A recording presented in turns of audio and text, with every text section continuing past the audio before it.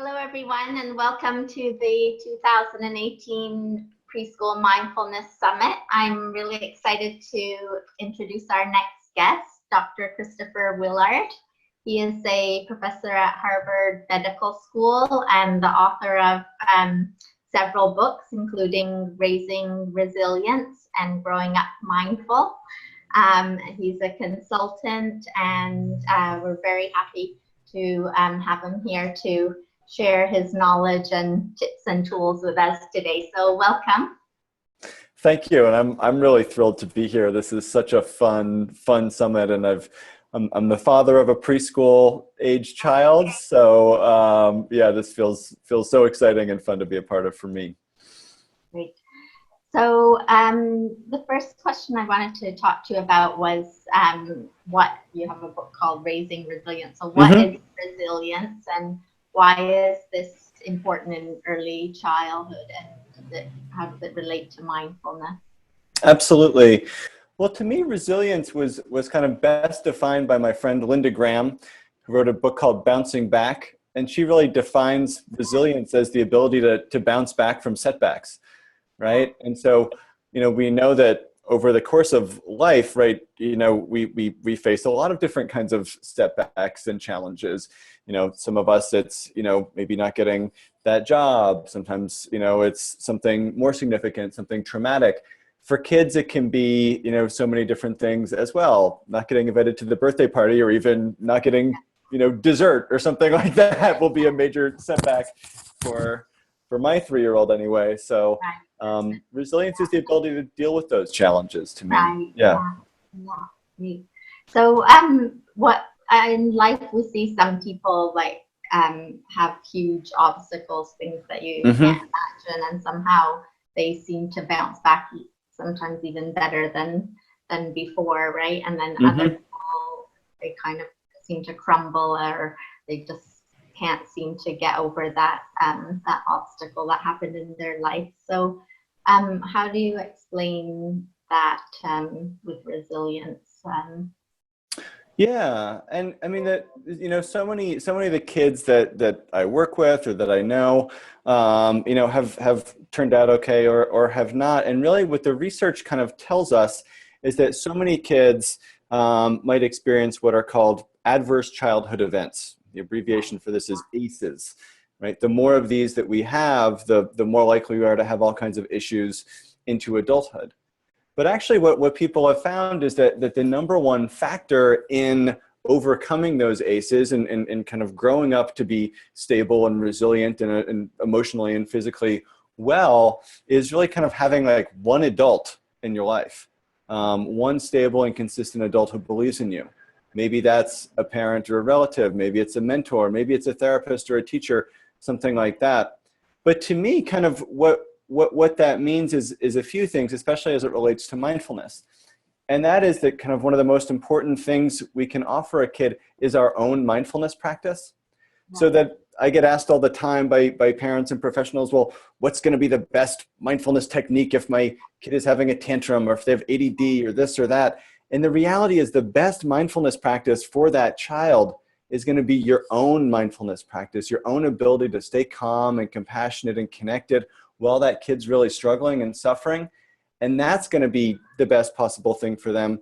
And then from that relationship, from that secure attachment you have with them, then you can start to teach them, here's a breath practice you might want to try. Here's a visualization or an art project that's kind of related to mindfulness that you might want to try. But none of that's going to happen without a really strong relationship between an adult and a child. And ultimately, that's going to be the most important thing for that kid.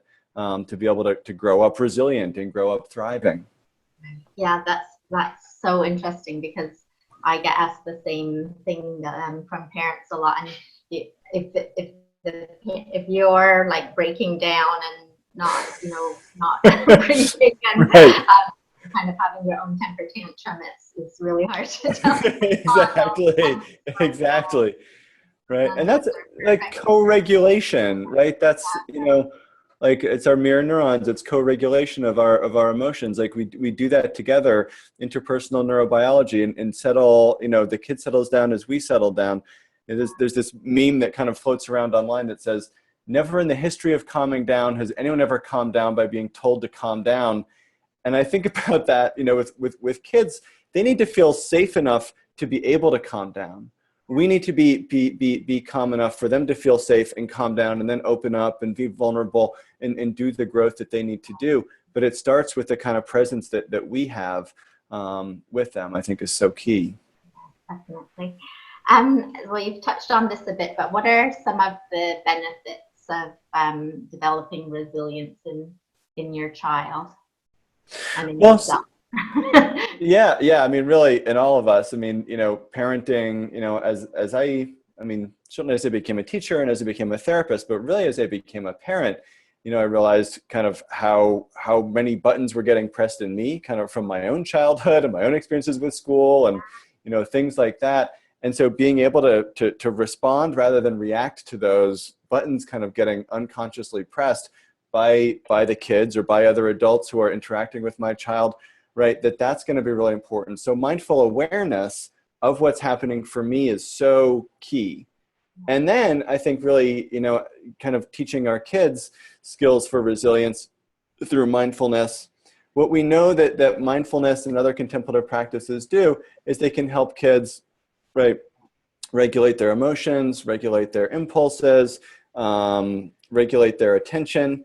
Right, every day we're saying to our kids, pay attention, control your impulses, control yourself, right? Be aware of your emotions, right? We're not teaching them how, but that's what mindfulness can really start to do, is start to teach kids how to be aware of their impulses, how to be aware of their emotions, how to regulate their attention in some different ways. And so that's really empowering when the inevitable stressful things in life come their way, right? They're not going to be able to avoid stressful situations. They may not all face, you know, a significant, horrifying trauma, but they'll face, you know, not getting invited to the birthday party and getting rejected, you know, for a prom date, or all these other things that are going to be painful. And so, how to kind of keep moving forward in the face of those setbacks. And we do it through mindfulness, but we can also do it through teaching kids compassion, teaching them generosity, teaching them patience, teaching them just kind of basic, you know, kind of good ethical behavior that can help them be more resilient and regulate their brains and bodies in a way that they can handle whatever life throws their way. Yeah, and I think what you said is so important. It's something that you have to work on and build up. It's not something that you can really use in, you know, the first time in the middle of a temper tantrum and suddenly say, okay, we're going to practice your breath now. It has to be something that's right. It's not always the best moment. And it's not instant either. It's not something you do for 1 or 2 times and then suddenly you're able to kind of know those, just like any new skill, right? Takes practice, doesn't it? So could you give us maybe some practical examples of things that parents can do for themselves, like simple breathing exercises or different exercises or things that have worked with young children that you've seen maybe in schools or with your own son? Absolutely. A friend and I are just finishing up a book. Can I plug a little bit? It's not coming out for a while, but we actually, Dan Retschaffen and I are doing an alphabet book called Alpha Breaths. That's going to be some breathing practices integrated with movement and that kind of thing. So it starts out with A, which is the alligator breath. Yeah. Okay. So that's make our alligator jaws like this and breathe in. Ooh. And then breathe out. And breathe in. And breathe out. And then we have the butterfly breath. Breathing in, flapping our wings and breathing out. Breathing in and breathing out. And my favorite, or one of my favorites, is the hot chocolate breath. Okay. Just imagining that we're holding a cup of hot chocolate, breathe in smelling. And just blowing out, cooling it off. Breathe in smelling. And blowing out, cooling it off.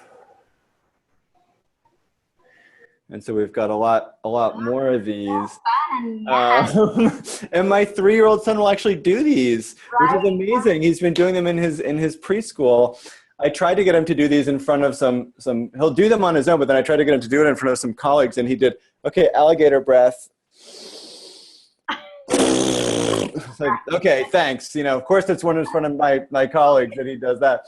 But those are a few ideas So for when is that breathing. one coming out? That should be out in about a year, I think, winter 2019. But feel free to email me if you want. I can just send you the, it's like a Word document that's only 1 page long. So I'm happy to share that with folks. Yeah. To see that for sure. Yeah, oh, that's really cool, and I love how it's connected to the alphabet, because a lot of preschools are very academic nowadays, especially. Yeah. Well, I think it's everywhere in the world. Like that tie in there, and I'm sure it's good for the kids to learn both and have some fun, and it's moving and doing things that they're right. Because a lot of times parents that are new to mindfulness or teachers, they think, oh, it's just, the kids have to sit there and their thoughts or right. Yeah, so maybe you can just talk about what are some of the different types of mindfulness practice that might be more suitable for younger kids. Yeah, and bringing it into play, bringing it into movement, bringing in visualizations. These are what really help kids to start to, kind of be aware that they're breathing and internalize the practice. And even, we can get kids to stand still or sit still sometimes. There's this study by Lev Vygotsky, who's an early childhood development researcher from the last century, and he was trying to get 8-year-olds to stand still, which is obviously a pretty big challenge. So he says, stand still as long as you can, and 5 minutes later, they're running around all over the place. And he thinks about this a little bit more, and then he says, okay, stand still for as long as you can, but now imagine that you are a knight guarding a castle. Right? Mm-hmm.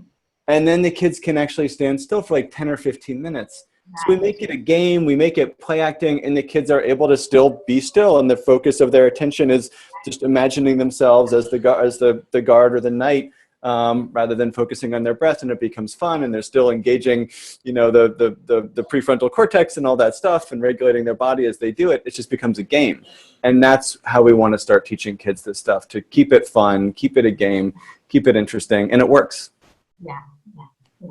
So can you give us an example from your own son or kids that you've worked with of a particular situation where you've seen the mindfulness be put in practice during a kind of obstacle or or at a time when maybe the child wasn't feeling very good about the situation and the outcome? Yeah, absolutely. I mean, to me, I think what I really want to emphasize is that we want to practice mindfulness when things are going well to prevent those challenging moments.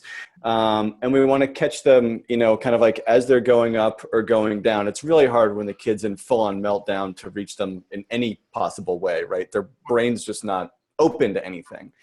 But I have had some experiences with kids, who were like, I remember when I was working in inpatient, for example, this kid who was in the quiet room, which is sort of like a separation area for the kids. And they were having a meltdown, and just being able to kind of adopt their body language also, sit down next to them, and just kind of start kind of co-regulating our breath together, and just kind of mentioning, I can just, sometimes when I'm feeling upset, I just feel the air against my cheek, and I just feel my feet on the floor, and it kind of gets me a little bit out of my head in some ways. So that's a moment when a kid's really escalated, that we kind of were able to co-regulate. Whereas if I'd been like, take 10 deep breaths, right? That's probably not going to make anything any better. So it's about our body language, it's about our approach, and it's about just like, let's find a way to make contact with the present. I can feel it. I can feel the air on my cheek. I can feel my feet on the ground. And I know other kids when they're feeling down or sad or frustrated or the kid I was working with was getting bullied. And, you know, he kind of came up with his own breath practices for being able to feel a little bit more confident. He sort of starts hunched over like this. And then with each breath, he said, he's like a wilted flower. With each breath, he's giving himself water until he's kind of sitting up, blossoming again. And it's really reversing that traumatic, you know, traumatized body language and physiology and shifting it into this mode where he's sitting up straight, feeling more confident and feeling like he's blossoming again. So those are kind of in the moment times when either a breath practice or a sensory practice of, you know, feeling sensations. Our five senses are always in the present, right? So getting in touch with that, feeling your feet on the ground, feeling the air at your cheek can help too. So we know preschool kids are quite naturally mindful anyways, aren't they? Curious and get so involved in their play and things. Are you seeing much kind of formalized mindfulness and mindfulness programs being brought into school, like preschools or kindergartens? Yeah. In the States, and I know other like England is really pushing it, you know, aren't they? So and other places I've seen, it depends on the school really, not across the board. So what is it like in the area where you live? Well, where I live, there's a lot of openness to doing new things in education. That's not true everywhere. The United States is a huge country where there's very little, you know, sort of the political system is such that it's very decentralized. But there's pockets. I mean, just where I live, I've probably, you know, visited 30 towns within driving distance and gone and do some consulting in those schools. So it's thrilling to kind of see this taking off. My own son's nursery school, preschool is doing mindfulness. They were already doing some kind of basic mindful breathing stuff. And then, you know, I came and gave them some more resources as well, which is just kind of fun to feel like I'm you know, really doing something in my son's school. So it's really, it really has been taking off. I think you make this interesting point. Kids are already so naturally mindful that it feels kind of strange to be teaching kids mindfulness when it's sort of their natural state of being. And it's sort of a shame in a way that we have to like take time out of our days to practice mindfulness, right? Just like, you know, thousands of years ago, we'd be getting physical exercise by hunting and gathering, and we'd be being mindful just by looking at the clouds or looking at the stars in the sky or looking at a fire. And now we drive to the gym and park as close as we can to get exercise. And now we're like, oh, we got to take time out to be mindful. It's like, no, we should really, the goal is to be mindful in everything that we're doing, to be just more aware of all of our actions and intentions. So it's sort of a shame that we have to practice mindfulness instead of just be mindful. But it's also beautiful that we're, as our culture gets busier and busier, that we're really choosing to take time to slow down and start to teach kids this at a young age, to really plant those seeds when they're in preschool so that the practice can grow with them as they grow, the resilience can grow as they grow into adulthood. And not every kid that learns some, you know, alligator breaths when they're 3 is going to, you know, be meditating 40 minutes a day by the time they're 25, but they'll have some skills that they can access again later in life, remembering, oh, the breathing thing helps me slow down. The listening to sounds, feeling my feet helps me kind of regulate and calm myself down in a challenging moment. And so that's really, I think, incredible about really teaching this stuff to kids at a young age. Yeah, I totally agree. That's why I'm so passionate about it. If they can learn some tools and strategies when they're this young, it just becomes a natural habit, and they'll grow up, you know, having that tool bag of right. They can pull out, and it'll just be natural, right? Yeah, right. A lot, because we all go through ups and downs. Absolutely, absolutely. Yeah. So we're almost coming to the end, so I just wanted to ask if you had any other tips or ideas that you wanted to share, or anything you wanted to share from either of your books. Yeah, well, I think, trying to think what else I'd want to say. I mean, I think I do want to emphasize again, it really starts with us, the adult, and then it kind of trickles down to kids. Like the best way to create mindful kids is to surround them with mindful adults. The best way to create stressed out kids is to surround them with stressed out adults, right? And if I'm kind of teaching my kid, you know, like do some, you know, take 10 deep breaths and now breathe in and breathe out, right? That's just not really gonna, you know, it's gonna have no credibility. It's not really gonna kind of flow over to them. And then I think getting creative about, you know, mindfulness with preschoolers is going to look a lot different than mindfulness with adults. And we have to just be aware of that. Like there's probably going to be some movement and some goofiness, and they're not going to be as still as we would like them to be because they're 3 years old. And so I think adjusting our expectations in some ways, but also just like having fun with it. And I think also letting the kids get creative, because what I've found is my son, even, and other kids I work with and as a psychotherapist, start making these up themselves. So I gave my kid a couple of these, you know, like animal breaths, and then he came up the other day and was like, look, Daddy, it's a bear breath. Rawr! And so, you know, like letting him just play with it, or this kid who invented the flower breath, or you know, this other friend of mine had a kid invent superhero breaths, right? Like this stuff gets fun. Getting in touch also with our senses and with nature, just simply, you know, one of my favorite things is to just be silent and listen to sounds, that, you know, count how many sounds we can hear just in the quiet. Or, you know, making things a game, you know, see, you know, rather than say mindful walking, which can feel kind of strange, say, you know, like walk as quietly as you can, walk like a ninja, right? Walk like a Native American, and then it becomes a game and the kids are really focused on every single step. So these are some ways we can get playful with it, that it starts to translate to the you know, 3, 4, 5-year-old mind, than saying, you know, sit still and focus on your breath, which is going to like immediately fall flat.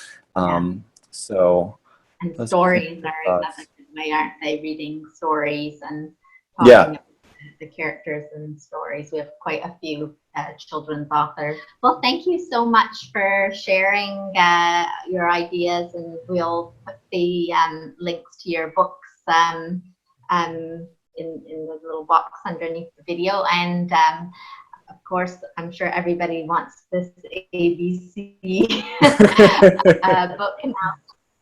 And keep us in the loop about that, and we can share that with our audience next year when it comes out as well. Because you know, people are always looking for great books, and it sounds like something that would be a lot of fun too. Yeah, I hope so. We definitely hope so. And feel free to stay in touch. And if you're, you know, any viewers, feel free to email me or find me on Facebook or Twitter or wherever. I'm happy to respond to any questions folks might have. Great. Well, thank you so much. Thank you. You,